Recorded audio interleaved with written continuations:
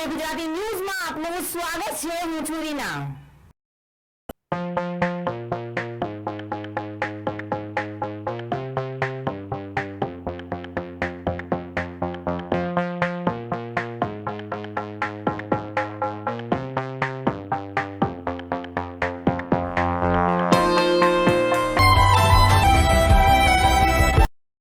આ દ્રશ્યો આમ તો સભ્ય સમાજમાં દરેક મા બાપની આંખમાં રુદન લાવનારા બની શકે છે.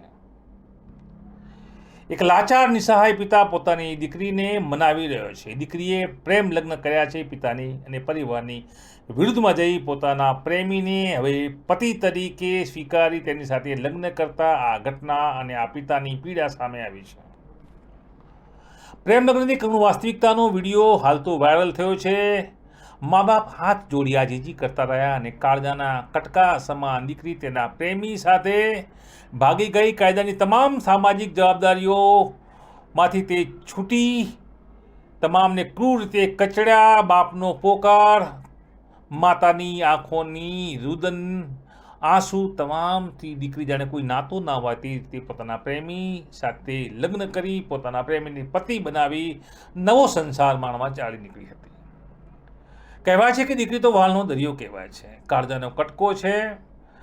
અને જ્યારે દીકરી આ પ્રકારના કૃત્યો કરે છે એટલે કે પરિવાર સાથે નાતો તોડી પોતાના મનપસંદ પ્રેમીને અથવા પામી પતિ તરીકે તેને સ્વીકારે છે, ત્યારે પરિવાર સાથેના તેના પિયર સાથેના તમામ નાતા તૂટી જાય છે.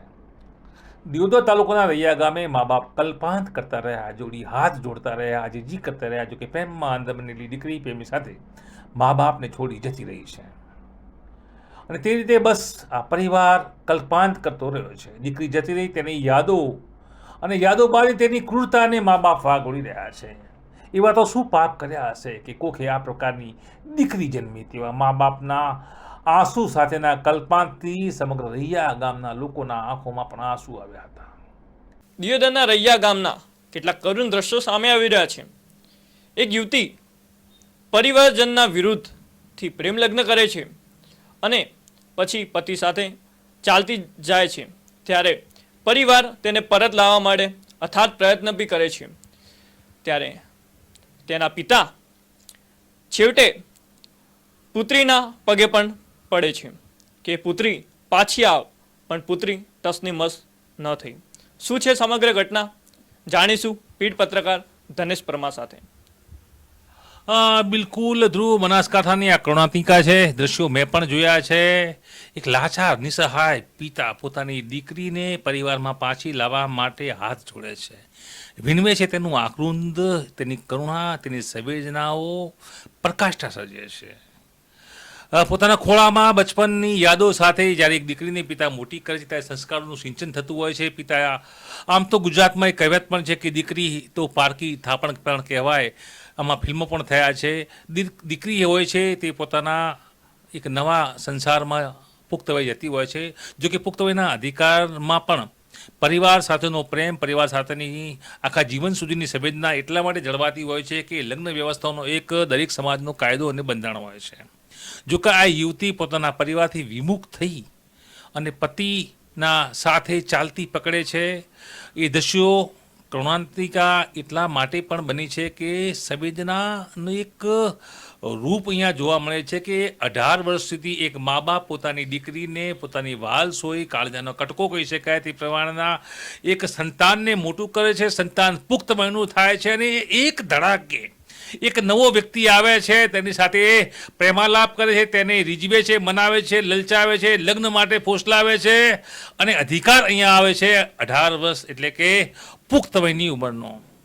કાયદો અહીંયા પાંગળો બને છે, બાપ પણ પાંગળો બને છે, પરિવાર પણ પાંગળો બને છે અને કાયદો રક્ષણ આપે છે એ દીકરીને કે જે એક ઝાટકે પરિવારને છોડીને પોતાના નવા પ્રેમી અથવા તે બાદ બનતા પતિ સાથે રવાના થઈ જાય છે. આ ઘટના રૈયાની એવી જ છે.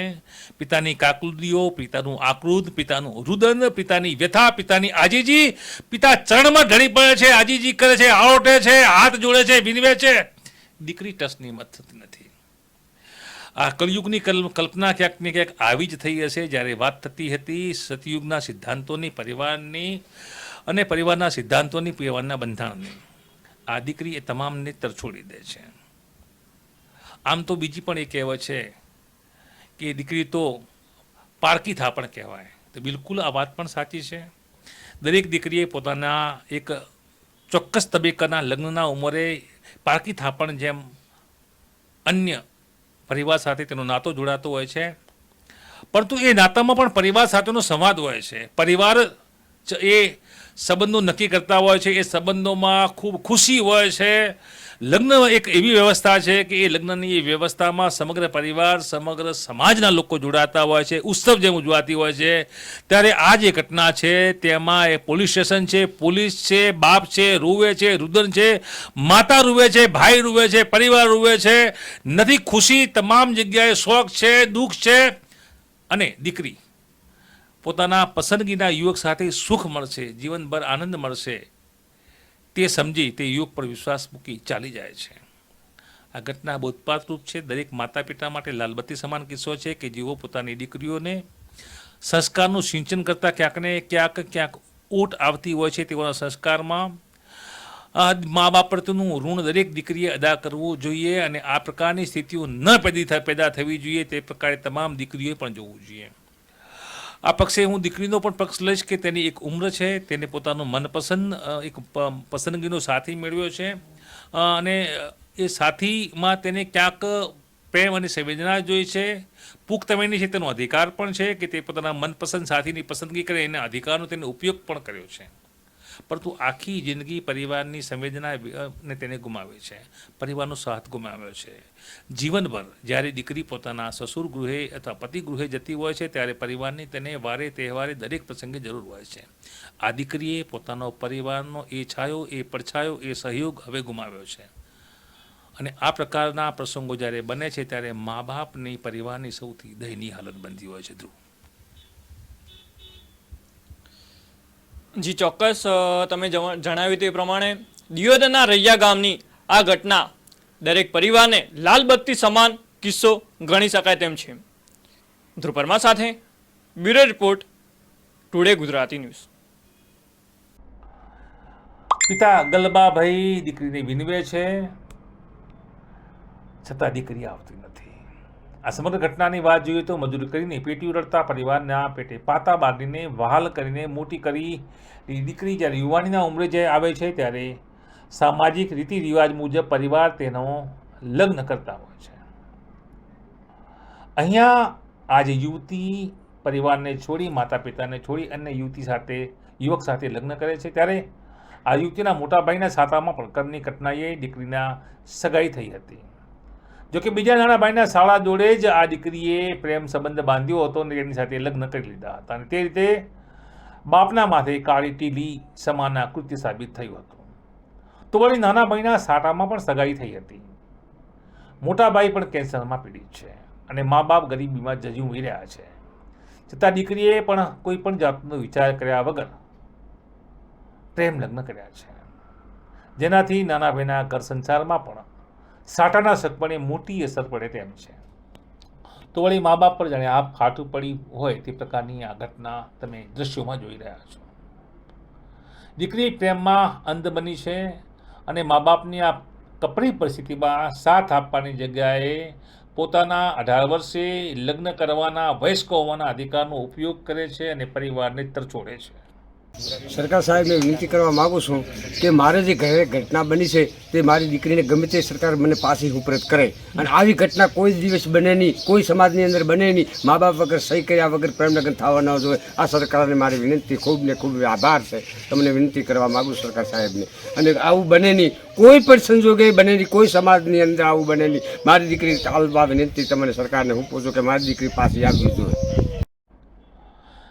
બાપ પોલીસ સ્ટેશન પહોંચે છે, છેલ્લો પ્રયત્ન, છેલ્લો ટ્રાય, છેલ્લી વિનવણી માટે દીકરીને હાથ જોડે છે, રોવે છે, છેલ્લે પોતાના જમાઈ અને દીકરીને પગે પણ પડે છે.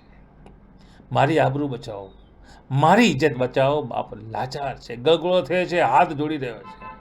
દીકરી માનતી નથી. આ સમગ્ર ઘટના પ્રેમ પ્રકરણના કારણે બની. પ્રેમી પણ સમાજનો જ છે, પણ પ્રેમ બાપ વિરુદ્ધ થયો.